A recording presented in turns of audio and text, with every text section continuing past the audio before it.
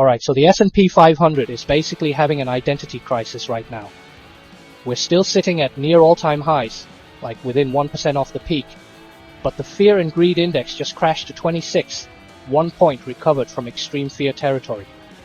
So here's what's actually happening. The market is pricing in two completely opposite futures at the same time, and one of these scenarios is about to win in the next 10 days.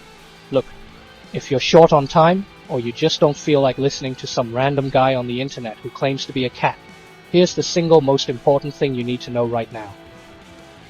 We've got two massive events colliding between now and early November. The Fed meeting on October 30th and 31st, where they're expected to cut rates, and November 3rd, which is the deadline for 100% tariffs on Chinese imports if there's no deal. Meanwhile, the market is compressed like a spring. Technically, we call this a TTM squeeze, and it's about to explode in one direction or the other. You need to know which way that's likely to go and how to position yourself before it happens. Hey everyone, I'm DataCat. For those of you who are new here, and honestly, most of you probably are since this channel is only about 3 months old, I spent years as an average analyst inside a Fortune 50 company. You know, the whole corporate thing, not to sound smart, only to let you know I've sit through enough corporate jargon to understand those gibberish a bit better than usual. Eventually I traded that life for this. Lasers, keyboards, and talking to a camera about markets. Which, if I'm being honest, is only slightly less weird than my old job. But at least now I can wear sweatpants while cuddling my cat. And yeah, I know, DataCat. Cats aren't exactly known for their financial acumen. We're better at knocking things off tables and judging you silently. But hey, at least I'm self-aware about it. So, let me paint the picture of where we are right now, because this is genuinely one of the stranger market environments I've seen. As of Wednesday, the S&P 500 is trading at 6,699.4.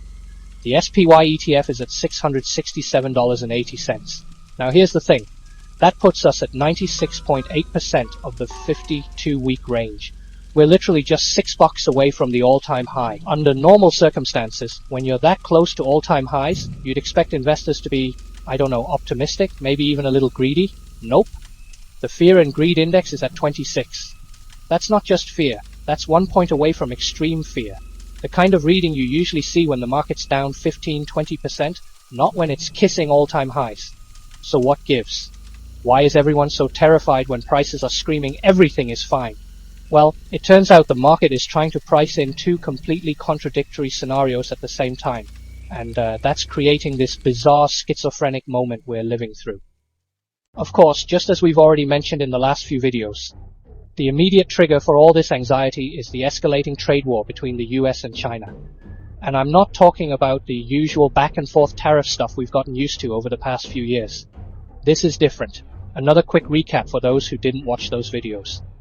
The US has threatened 100% tariffs on all Chinese imports. Not some imports, not specific sectors. Everything. Why? Because China started restricting exports of rare earth minerals. Now, if you're not familiar, rare earths are these critical materials used in semi-conductors, defense systems, renewable energy tech, basically all the stuff that makes modern technology work. China controls most of the global supply, and they just decided to use that as leverage.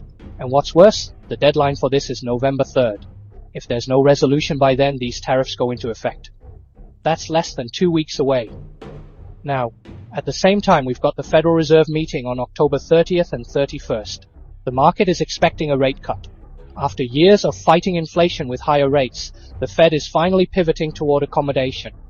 Under normal circumstances, that would be unambiguously good news for stocks. But these aren't normal circumstances. The market is caught between two opposing forces. Fed cuts, which should push stocks higher, versus a trade war that could disrupt global supply chains and tank corporate earnings. So you've got this binary setup. Either we get the good scenario, Fed cuts, trade tensions ease, market rips to new highs, or we get the bad scenario, tariffs hit, growth slows, and we get a meaningful correction. The market literally doesn't know which one to price in, so it's doing both. High prices for the optimistic case, extreme fear for the pessimistic one. Now, this is a good time to talk about Tom Lee because he's been one of the more prominent bulls this year, and his analysis is actually pretty interesting when you break it down. For those who don't know, Tom Lee is the co-founder of Fundstrat Global Advisors. He's known for being aggressively bullish, sometimes to the point where people dismiss him.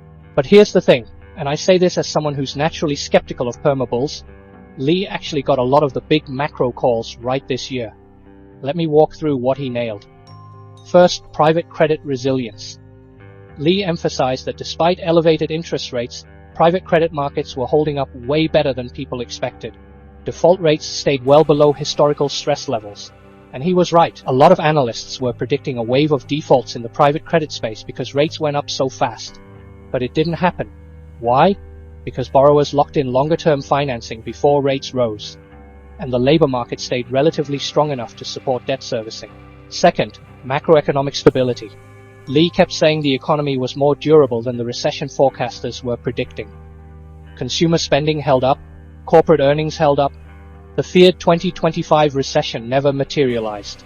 The market's 10% gain above the 200-day moving average reflects that resilience. He was right about that too. Third, Fed pivot timing. Lee anticipated the Fed would shift toward cutting rates in the second half of 2025 as inflation moderated. And here we are, with 2 rate cuts expected, including one at the upcoming meeting. That's a pretty solid call. So, credit where it's due. Lee's macro framework correctly identified the structural supports for this market. But, and this is important, he also got some things wrong, or at least overly optimistic. He predicted small caps would significantly outperform large caps once rate cuts started. That hasn't happened. Small caps are still getting hammered by trade policy uncertainty and growth concerns. The rotation he expected just hasn't materialized. He also implied the rally would be more linear and sustained. The reality has been way choppier. We've had a 2-day losing streak, negative on balance volume, which measures buying and selling pressure, and that extreme fear reading I mentioned. The path higher has been more volatile and sentiment-driven than his framework suggested. And here's the big one. He underestimated geopolitical risk. The severity of this trade escalation, 100% tariff threat, is a tail risk that can override even sound fundamental analysis. The market's extreme fear reading suggests investors are pricing in scenarios that go beyond normal volatility. So will Tom Lee be right this time? Will the market rally once again by the year's end? To better understand this, let's talk technicals, and let's begin with the weakness this time. First, momentum indicators are rolling over. The RSI is at 55, which is neutral. The MFI dropped to 49, indicating weakening money flow. Basically, fewer buyers are stepping in. The MACD histogram is rising, but still negative. That means bearish momentum is losing steam, but it hasn't actually reversed yet. Second, the big one, we've got a TTM squeeze active.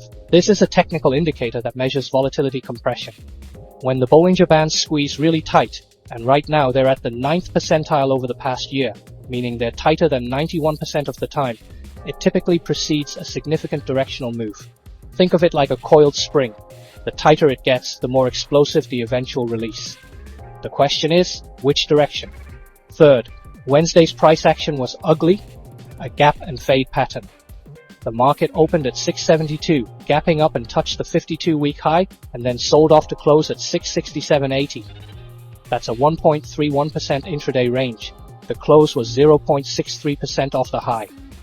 That kind of action, where you hit a new high and immediately reject it, is not what you want to see in a healthy uptrend.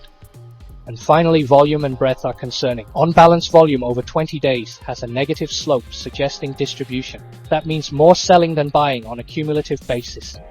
In the last 20 sessions, we've had 9 up days versus 11 down days. So in plain English, the uptrend is still intact, but it's showing signs of exhaustion. The market is compressed and ready to make a big move, but the recent price action and volume patterns suggest sellers are gaining the upper hand. Now we are back to this paradox. High prices, extreme fear. How do we make sense of it? I think what's happening is this. Institutional investors, the big money, are still positioned for continued gains. That's why prices are high. But they're also hedging aggressively, buying protection, which is driving those fear indicators. The market is essentially pricing 2 distinct scenarios. Scenario 1, benign resolution. Fed cuts rates, trade tensions ease, and we rip to new all-time highs. Scenario 2, negative shock. Tariffs hit, growth slows, and we get a correction. Right now, both scenarios are pricing simultaneously, which creates this weird tension. The squeeze pattern I mentioned suggests a breakout is imminent. We're not going to stay in this compressed range much longer. The next 10 days, spanning the Fed meeting and the tariff deadline, are going to resolve this. So what are the key levels to watch? On the downside, The critical support is near the 20-day EMA at 664.74. The next support is at 659.70 and 654.40. If we break below that, it would violate the short-term uptrend. On the upside, resistance is at 673.95, the 52-week high. If we break above that with volume, the squeeze could release to the upside, potentially targeting 690 to 700 on SPY. That would put the S&P 500 at 6,900 to 7,000, which Tom Lee expected. Here's my take, and look, I'm just a cat on the internet, so take this with a grain of salt. I think the next move is probably down before it's up. The technical deterioration, the negative volume patterns, the gap and fade, it all suggests sellers are in control short term. I wouldn't be surprised to see a test of that 654 support level again. But, and this is important, the overall structure is still bullish. The golden cross is intact, we're above all major moving averages. If we do get a pullback, it's likely a buyable dip rather than the start of something worse, assuming the trade situation doesn't completely blow up. The key is the November 3rd deadline. If we get any indication that the tariff threat is easing, a delay, a negotiation, anything, that could be the catalyst for the squeeze to release to the upside. But if those tariffs actually hit, all bets are off.